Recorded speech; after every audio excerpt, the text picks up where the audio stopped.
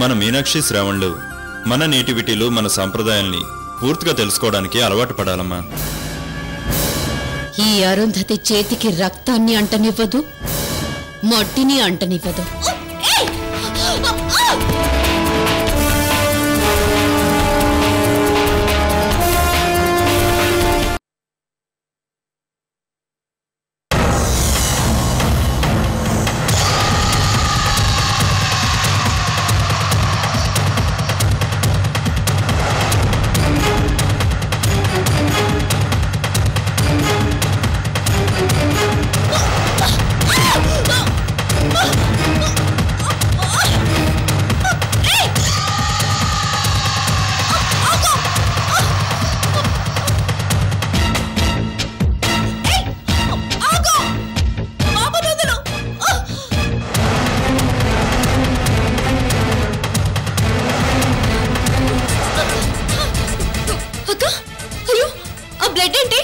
వాళ్ళను గెంటేసి వేరే తీసుకుని వెళ్ళిపోతున్నాడు.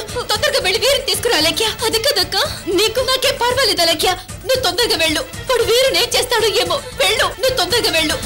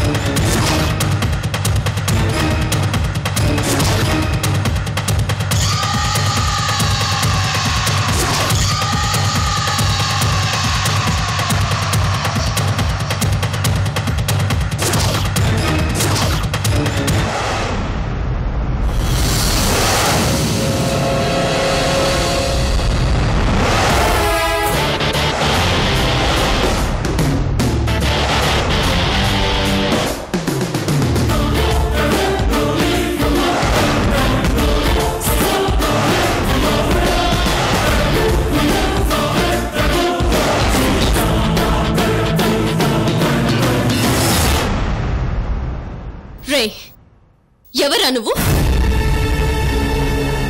నా వీరుని ఎందుకు తీసుకువెళ్తున్నావు? చెప్పు, ఎందుకు తీసుకువెళ్తున్నావురా?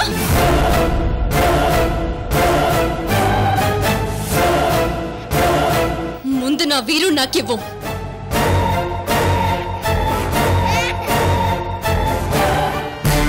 ఎవరా?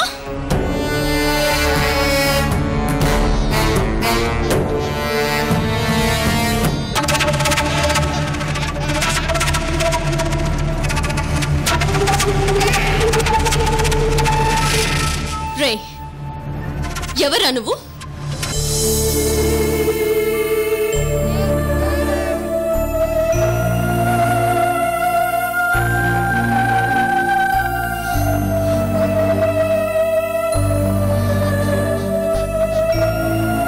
నీ కళ్ళల్లో నీళ్ళేంటి?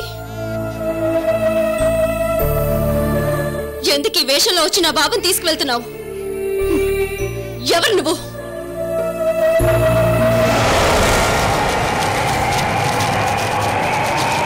చెప్పు.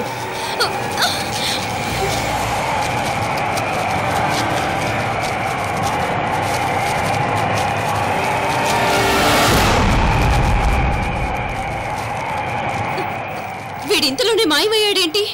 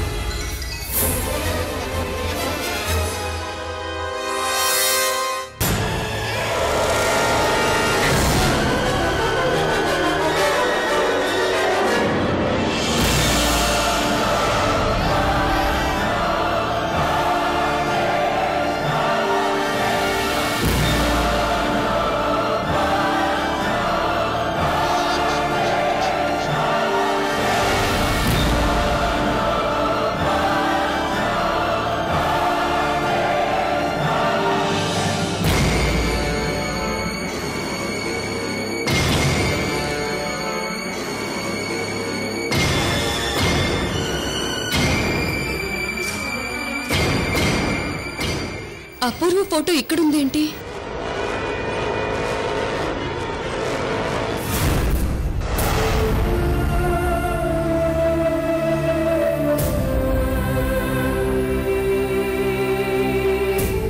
నాకు గాని నా వీరుకు గాని హాని చేయాలనుకుంటే మా ఫోటోలు ఎందుకు ఇక్కడ పెట్టుకుంటాడు?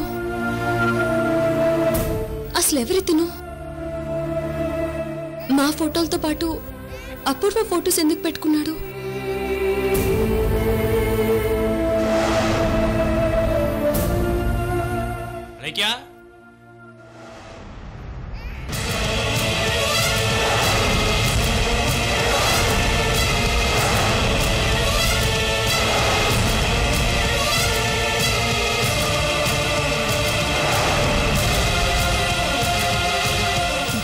బావా, నువ్వేంటి ఇక్కడ? ఏమీ లేదు, కారులో వస్తుంటే నువ్వు ఇంట్లోకి రావడం కనిపించింది. ఏంటా అని వచ్చాను. సరే, ఢిల్లీ నుంచి నువ్వు ఎప్పుడొచ్చావు? మార్నింగ్ వచ్చాను, మళ్ళీ ఈవినింగ్ వెళ్ళిపోతాను. ఏంటిదంతా? ఈ ఫోటోలు ఏంటి?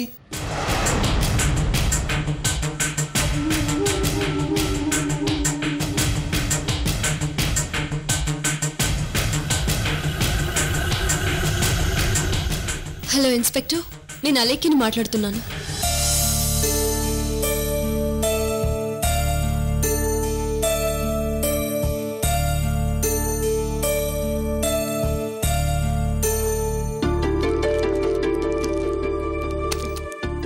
అక్క, ఈ టాబ్లెట్ వేసుకో. అలేఖ్య, నువ్వు చెప్పిన దాన్ని బట్టి చూస్తుంటే వాడెవడో కానీ ఖచ్చితంగా నీ శత్రువు మాత్రం కాదు. గ్యారంటీగా అరుంధతి శత్రువు అయి ఉంటాడు.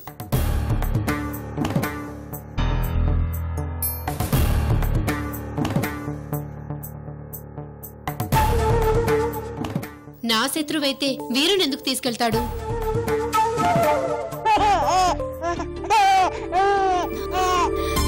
నువ్వేంట్రా అలా నవ్వుతూ చూస్తున్నావు? వాడు నిన్ను కిడ్నాప్ చేయబోయాడు.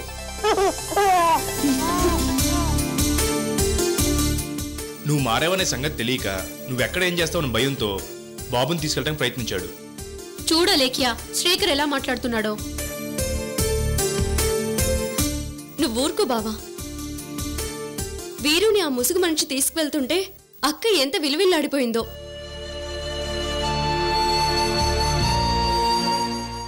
వీరుని కాపాడాలనే ప్రయత్నంలో ఆ ముసుగు మనిషి చేత దెబ్బ కూడా తగిలించుకుంది.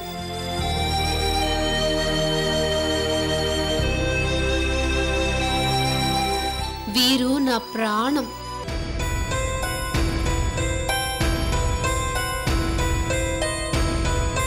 అక్క, అసలు ఆ ముసుగు మనిషి ఎవరై ఉంటాడు? పైగా వాడి దగ్గర మనందరి ఫొటోస్ కూడా ఉన్నాయి, వీరుతో సహా.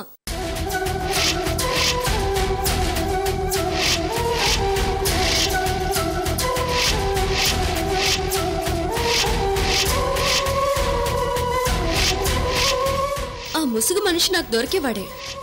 సడన్ గా నా కంట్లో దుమ్ము పడేసరికి వాడు కనిపించకుండా పారిపోయాడు.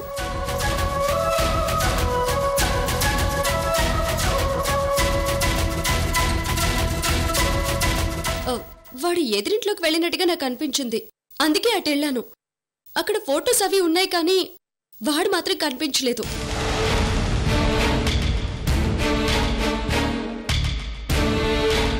ఈ అలేఖ్యకి వాడు ఖచ్చితంగా దొరుకుతాడు. ఆల్రెడీ పోలీసులు కూడా ఇన్ఫార్మ్ చేశాను. వాళ్ళు కూడా ఎంక్వైరీ చేస్తున్నారు.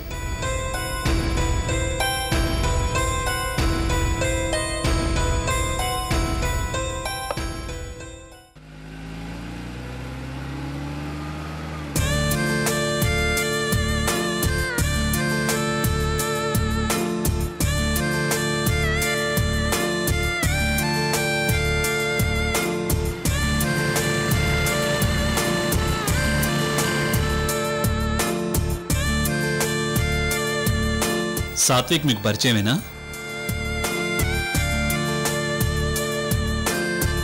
పరిచయమేనండి. బాగా అల్లరి చేసేవాడా?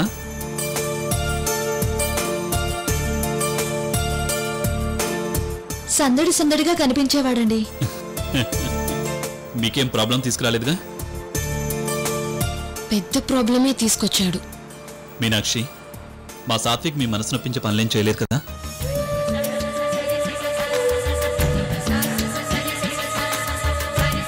నా మనసు నొప్పించే పని చేశాడు. ఏమనసూయ, మా వాడు మిమ్మల్ని ఇబ్బంది పెట్టాడా? మీనాక్షి విషయం అయితే ఏమో గాని దాన్నైతే ఏ ఇబ్బంది పెట్టలేదన్నయ్య గారు.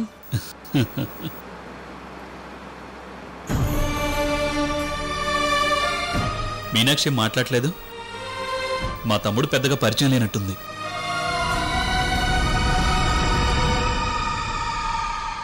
అసలు పరిచయమే లేకపోతే మా వాడి క్యారెక్టర్ ఎలా తెలుస్తుందిలే.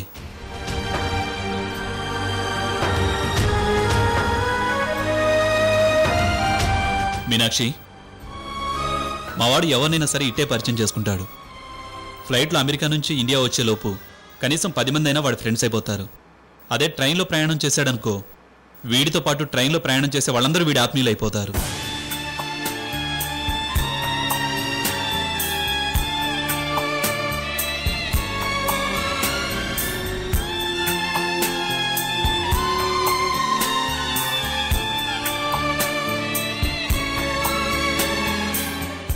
అందరికీ అలా దగ్గరైపోతాడు. అలాంటి మావాడు మీనాక్షికి పెద్దగా పరిచయం లేకపోవడం అంటే వండరే. అది ఎందుకు చెప్పడం? నేను సాత్విక్ విషయంలో న్యూట్రల్ గా ఉన్నాను. నువ్వు అలాగే ఉండు.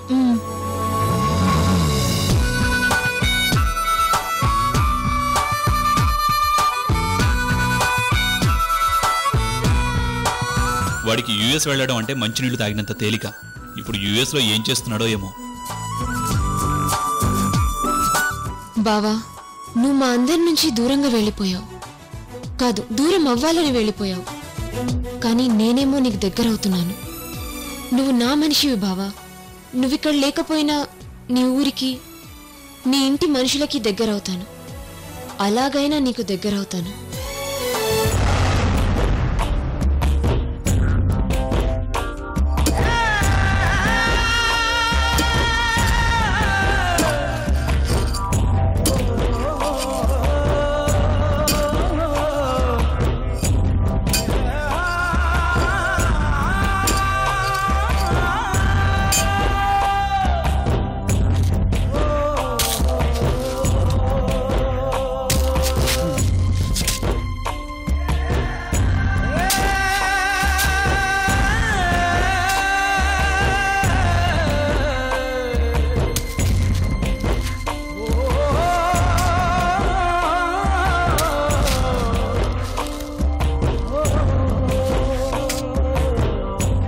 అసలు ఏంట్రా వచ్చిన దగ్గర నుంచి మాట్లాడవు, ఈ పొలంలో తెగ పని చేస్తున్నావు? ఇంత సడన్ గా సర్ప్రైజ్ ఇచ్చావేంట్రా?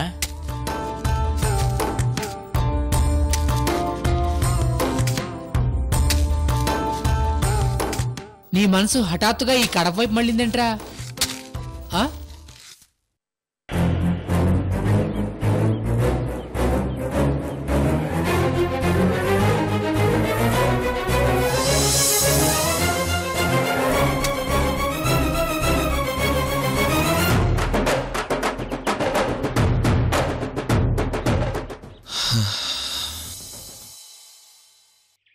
ఇది నేను పుట్టిన నేల.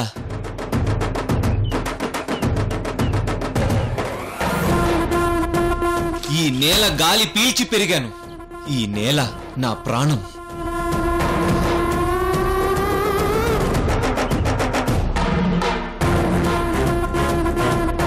రేపు నేను చచ్చినా ఈ నేల మీదే చేస్తాను. ఈ నేల మీదే చేస్తాను. ఏంట్రా అంత ఎమోషన్ అయిపోతున్నావు? వచ్చిన దగ్గర నుంచి చూస్తున్నావు, హడావిడిగా వచ్చి బట్టలు మార్చుకుని వచ్చి ఇది లోకం అన్నట్టు పనిచేస్తున్నావు. ఏమైందిరా నీకు?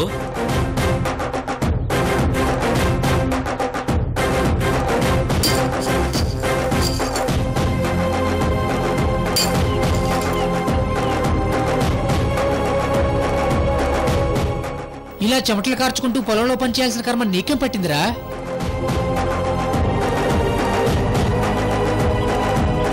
వెళ్ళి సాఫ్ట్వేర్ ఆఫీసులో ఏసీ గదుల్లో పనిచేసుకోకుండా నీకిదేం పనిరా? ఏ చేయకూడదా? చేయకూడదా? ఈ నేల తల్లేరా సాఫ్ట్వేర్ వాడికైనా హార్డ్వేర్ వాడికైనా అన్నం పెట్టేది. ఇలాంటి నేల తల్లితో పనిచేయడం అంటే గొప్ప అదృష్టం రా. అదృష్టం. ఓరి దేవుడా, సినిమా డైలాగ్ లాపరా బాబు.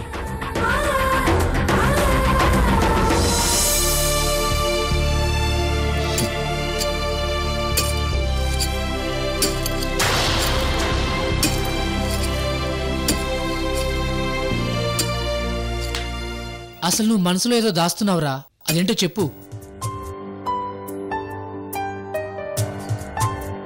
సాత్విక్, అసలేం జరిగిందిరా?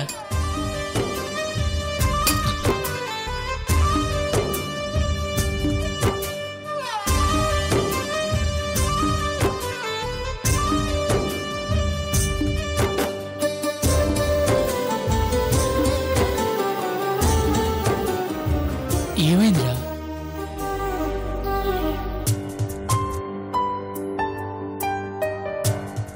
ప్రేమరా, ప్రేమ. ఒరే, వీడు ఎప్పుడు డిస్టర్బ్ అయి వచ్చినా దానికి కారణం ప్రేమ మాత్రం అయ్యేది కాదు.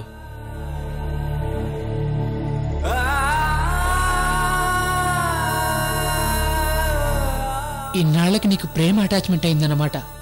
బాగా అటాచ్మెంట్ అయిందా మీ ఇద్దరికి? అటాచ్మెంట్ కాదు, ప్రేమ నన్ను టచ్ చేయకూడదని వదిలించుకుని ఇక్కడికి వచ్చేశాను. ఇక్కడే పుట్టి పెరిగినోణ్ణి. ఈ గాలి పీల్చుకుంటూ ఈ తల్లి ఒడిలో ఆ ప్రేమని మర్చిపోవచ్చని వచ్చేశాను. ప్రేమ పుట్టడం ఒక అదృష్టం రా. అలాంటిది ప్రేమను వదిలించుకోవడం ఏమిటి? అసలేమైందిరా?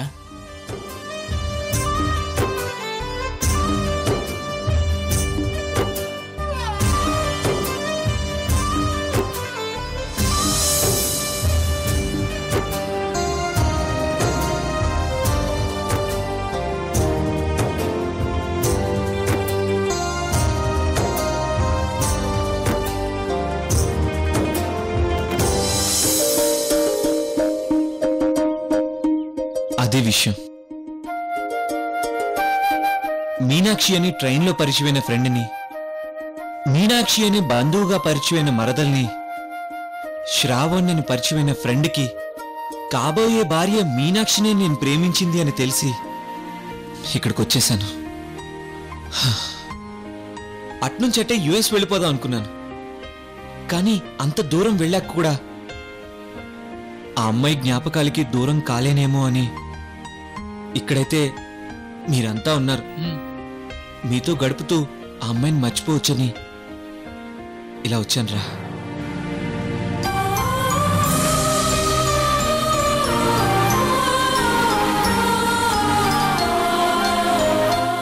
నాకు చిన్నప్పటి నుంచి స్నేహితులు. మీకు కాక ఇంకెవరికి చెప్పుకుంటానురా. ఒరే సాత్విక్, ఏ అమ్మాయికైతే నిశ్చితార్థం అవుతుందో ఆ అమ్మాయినే ప్రేమించానని తెలుసుకునే లోపు నీ మనసులో ఆ అమ్మాయి రూపం పూర్తిగా నిండిపోయిందిరా. ఆ రూపాన్ని తుడిచేయడం చాలా కష్టం రా, చాలా కష్టం. లేదు లేదు, తీసేయాలి. తీసేశాను కూడా, తీసేశాను. ఒక విధంగా ఆ అమ్మాయిని వదిలించుకున్నాను. ఆ అమ్మాయి శ్రావణ్ణి పెళ్లి చేసుకోవాలి. నా మరదలు మీనాక్షికి నా ఫ్రెండ్ శ్రావణ్కి పెళ్లి జరగాలి.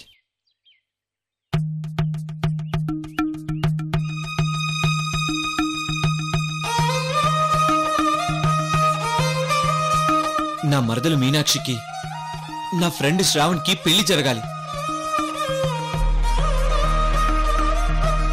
మీనాక్షి ఎవరో నాకు తెలీదు.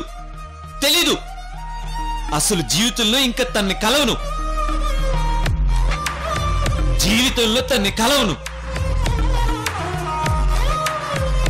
ఒరే, నేను వచ్చిన సంగతి అన్నయ్యకి నాన్నకి తెలీదు.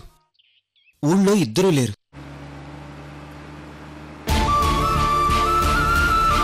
నాన్న కార్తీక మాసం పూజ కోసమని కాశీ విశ్వనాథుని దర్శనం చేసుకోవడానికి వారణాసి వెళ్లారు. అన్నయ్యేమో ఏదో పని మీద ఎక్కడికో వెళ్లారంట. వాళ్ళిద్దరూ వచ్చాక ఏంట్రా ఇలా వచ్చావు అని అడిగితే నేనేదోటి చెప్తాను. మీరు మాత్రం నా ప్రేమ విషయం ఎట్టి పరిస్థితుల్లో కూడా వాళ్ళకి చెప్పకూడదు. ముఖ్యంగా జగదీశ్వర్ రెడ్డి అన్నయ్యకి అస్సలు తెలియకూడదు.